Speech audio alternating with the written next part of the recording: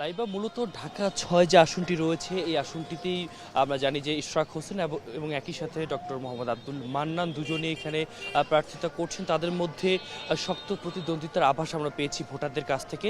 তবে কিছুক্ষণ আগে আমরা দেখেছি ইশরাক হোসেন তাকে সমর্থন জানিয়ে ট্রাক মার্কায় অর্থাৎ গণ অধিকার পরিষদ সমর্থিত প্রার্থী মোহাম্মদ ফখরুল ইসলাম তাকে সমর্থন জানিয়েছেন এবং তার পক্ষে ভোট দিয়েছেন। কিছুক্ষণ আগে আমরা যে সূত্রাপুরে অবস্থান করছি এখানে দেখছিলাম যে ইশরাক হোসেন তার যে যারা নেতা কর্মীরা ছিলেন, সমর্থকরা ছিলেন এবং একই সাথে গণ অধিকার পরিষদের যারা সমর্থকরা ছিলেন সবাইকে কিন্তু আমরা দেখেছি এখানে এসেছেন এবং তারা কিন্তু পরস্পরকে সমর্থন দিয়েই বলেছেন যে ইশরাক হোসেনের জন্য ভোট চেয়েছেন। এবং এর আগে আমরা দেখেছিলাম ডক্টর আব্দুল মান্নান, তাকে দেখেছিলাম, তিনিও কিন্তু এই এলাকায় এসেছিলেন। সকালে তাকে আমরা দেখেছিলাম এবং গতকালকেও আমরা তাকে এখানে দেখেছিলাম। মূলত ভৌগোলিকভাবে যেহেতু পুরান ঢাকার এই আসনটি রয়েছে, এখানে অপরিকল্পিত নগর ব্যবস্থাপনা রয়েছে, তীব্র যানজট রয়েছে, আবাসন সমস্যা রয়েছে, তো সবগুলো সমস্যার সমাধানের জন্যই আসলে প্রার্থীরা কাজ করার আশ্বাস দিয়েছিলেন।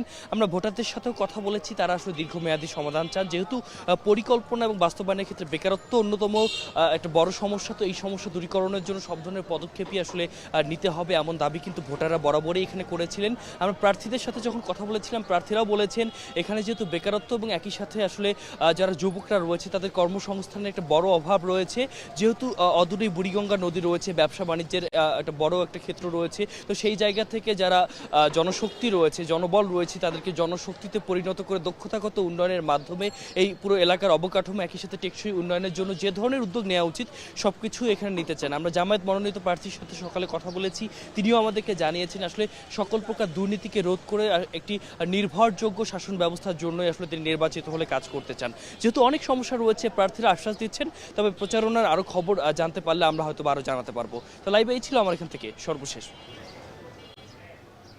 ঢাকা ৬ আসন থেকে নির্বাচনী প্রচারণার খবর জানাচ্ছিলেন আমাদের সহকর্মী আতিক মেসবাহ লগ্ন।